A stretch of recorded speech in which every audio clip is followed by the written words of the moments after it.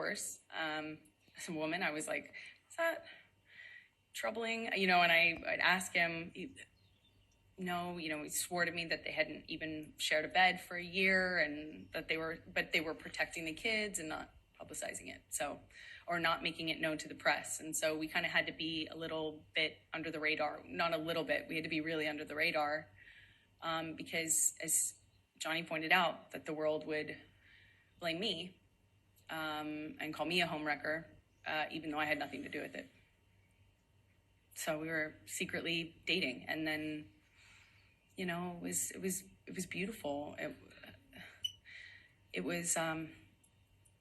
I felt like this man knew me and saw me in a way that no one else had. I felt he understood me. I felt he understood where I came from. I felt that, like, when I was around Johnny, I felt like the most beautiful person in the whole world. It made me feel seen, made me feel like $1 million. And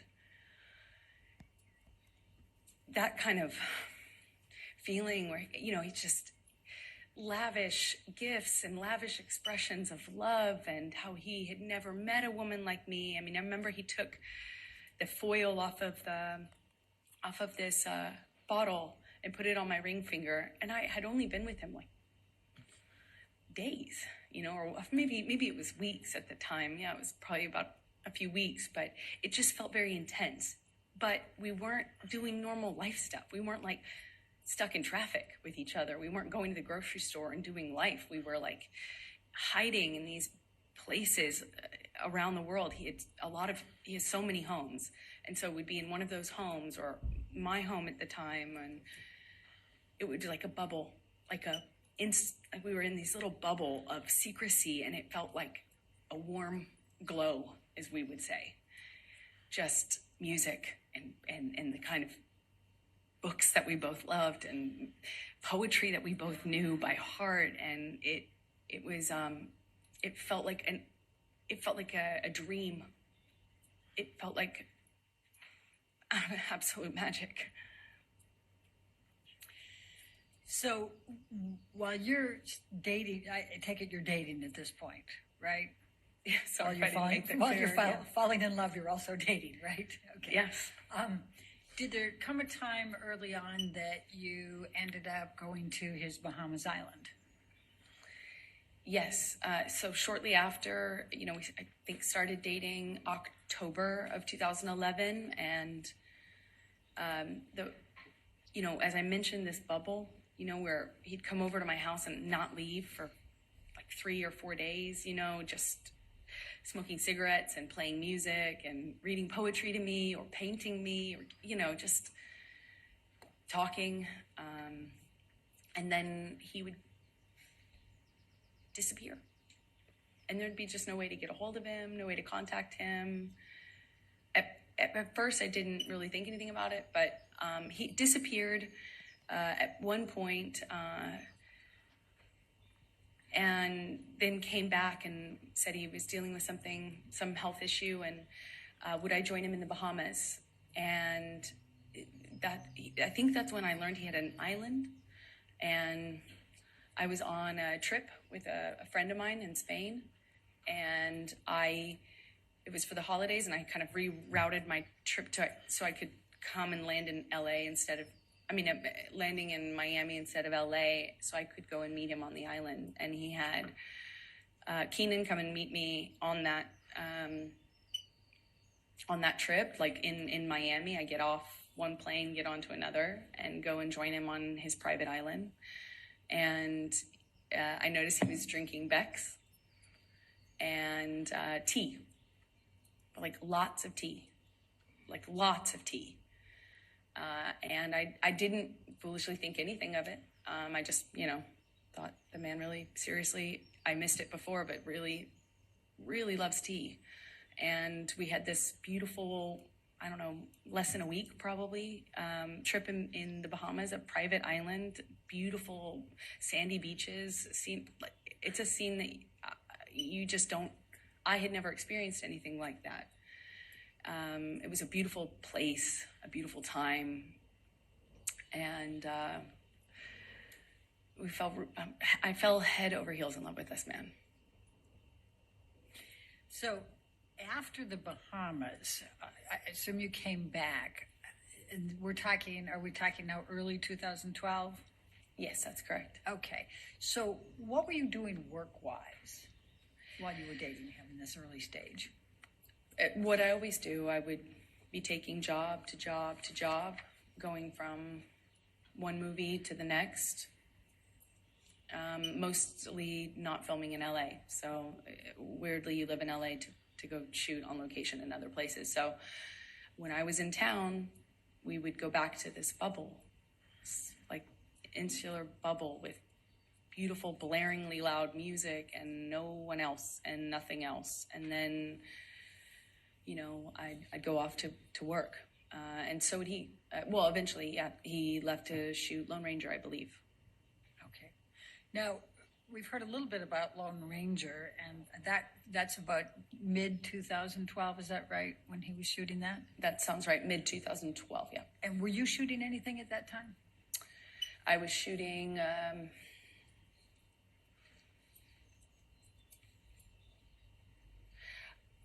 Machete Kills? I believe I was shooting Machete Kills in Austin. I had a small part in a Robert Rodriguez film that shot in Austin. But I think Johnny was shooting and then having some time off, and there was just a lot of travel, a lot of movement. So, and so, what if any visiting did you do with Johnny while he was on his set for Lone Ranger, and where was he? Well, he was filming all over the Southwest, and at some point I came to visit him, and on one of his locations, and I would stay in the house because I couldn't really, occasionally I would leave with his security guards, but I didn't really have anything to do but visit him for a few days. So I'd cook and kind of stay at home and paint or whatever and wait for him to come home and have dinner ready. And we would have these little bubbles, but kind of scattered throughout the Southwest as he was filming. And at the time, Johnny had, when I first arrived at one of these locations, it was the first time that Johnny told me that he had a health issue, something with his liver, and that he wasn't, that's why he was not drinking. He was drinking a lot of tea, like a lot of tea. Okay. And so we've heard a little testimony about boots. What, if anything, did you do to help Johnny with his boots? Well, I mean, I suppose that I took off his boots, and it made an impression on him, and I was happy to, anything I can do to show love. Certainly how I felt about him. But if he wanted to take off his own boots, he certainly could. Did you buy Mr. Depp any knives during that time period? Objection leading. Sustained. What if anything did you do with respect to knives during the time period you were with him in the Lone Ranger? Objection leading. What if anything? Overruled. Johnny had a thing for turquoise, and that eventually, being in the Southwest, it can happen really quickly. I also too really love turquoise, and he has he loved knives. He loves a lot of things. When Johnny loves things, he does it a lot, and lots of it. So he had these daggers that he had given me that they were beautiful in design. And they're, long curved daggers. And he just talked a lot about knives, had a knife and gun collection, and was quite proud of it. And at some point, I don't really remember exactly when it was, but at some point I picked up what I thought was a really beautiful turquoise handled knife. And I had it engraved with a saying that Johnny would say to me all the time, which I, thought was romantic, as funny as that is to say now. And what was the expression, the saying? Until death, hasta la muerte in Spanish.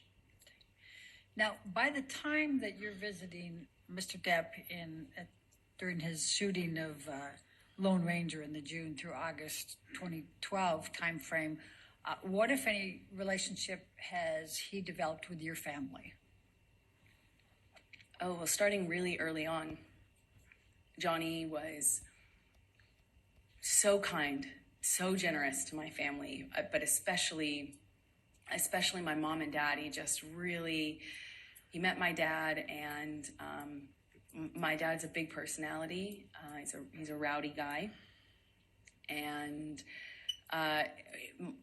Johnny just all of a sudden, I had never noticed, Johnny have a all of a sudden Johnny had this southern accent and was really like buddies with him, and they really seemed to get along very well. They're, just like instantly he was giving my dad gifts. He gave him guns. He gave him knives. They had this, Johnny just really just showered my dad. And my dad's a working man,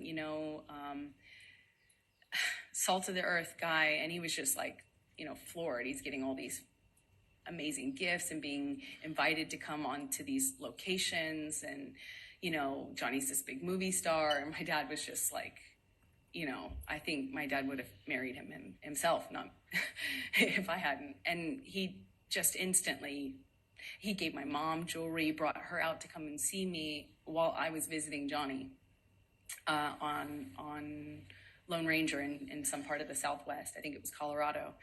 He gave her this beautiful turquoise necklace, and they were definitely taken by him. And what, if any, relationship had Mr. Depp forged with Whitney by this time, your sister? I believe the relationship came a little bit later as they got to know each other, but he did the same thing with my sister and just really found a bond with them that, was he tried to do anything and everything he could to make them feel like special, and they did. My mom, my dad, and my sister. And what, if any, relationships did Mr. Depp form with your friends?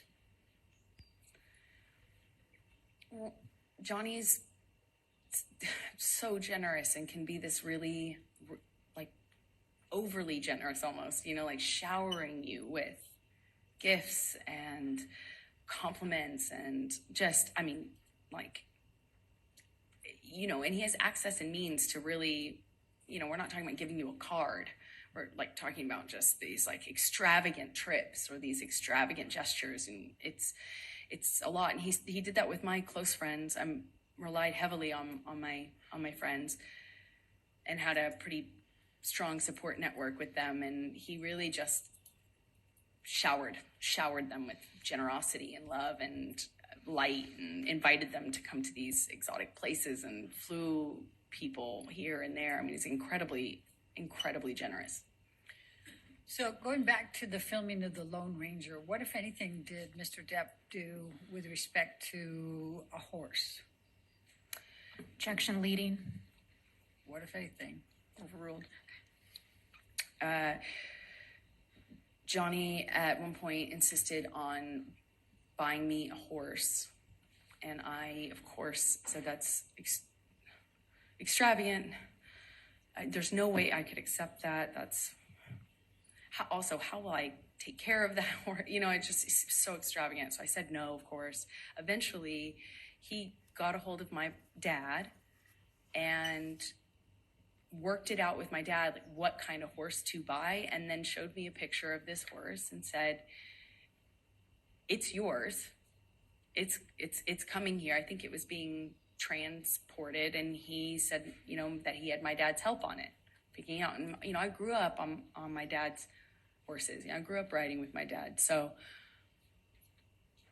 I went. I had resisted for I think about like a month and a half or something of him kind of bringing up the idea and me saying, "That's a crazy gift. No, thank you. No, that's incredibly generous, but I couldn't accept." To all of a sudden I had a cult. So So let's take you through 2012 and your relationship. Could you just describe for the jury a little bit about how that relationship evolved through 2012?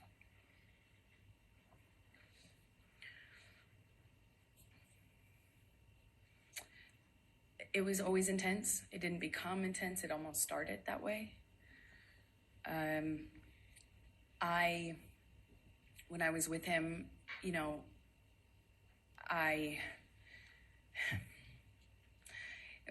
felt that electricity in my body. I felt like butterflies. I couldn't see straight practically. It was just, I was head over heels in love. And he felt like that to me. He felt like he was also in love. I didn't feel like he was faking it. I felt like what we had, it felt like to me at the time, there wasn't any love like that, and then he started to kind of do this thing again where he'd disappear and he'd come back. And I remember at first when he first started drinking, I didn't really think much of it, but all of a sudden the behavior kind of started to go in line with the disappearing, and he'd come back and he'd just be different. And I'd say something and he'd accuse me of saying something else or saying it in a different way, or he would, it was mostly my clothing at the time and me working. That was the main thing. Like, I found myself trying to not talk about auditions because it would change the mood so dramatically. I tried to, he would make these comments about, whoring myself out, but do so in the context of me acting, and he would talk about other actresses who do my role in this way where they were worthless whores, that they were, fame hungry, expletive, just this. The point is, it felt really dirty to be an actor. Never mind that he was one. It was dirty that I wanted to do this job that I wanted to do, and I was doing the job of an actress. It was everything every time I was walking out of the house, he would ask me, "That's really what you're wearing, kid? Oh, I see." I wore a dress to an event once, and I felt beautiful in it. Like, stupid as that sounds, I felt pretty in this dress I picked out, and I showed it him because it's a carpet, it's red carpet, so it's like, publicized, and I kind of thought it was weird he wasn't saying anything about it. I left him to go do this red carpet, and I was like, "Did you see the event I went to?" Basically, I felt pretty, and I thought, like, "Did you see that?" I wanted him to say something about that, I guess. And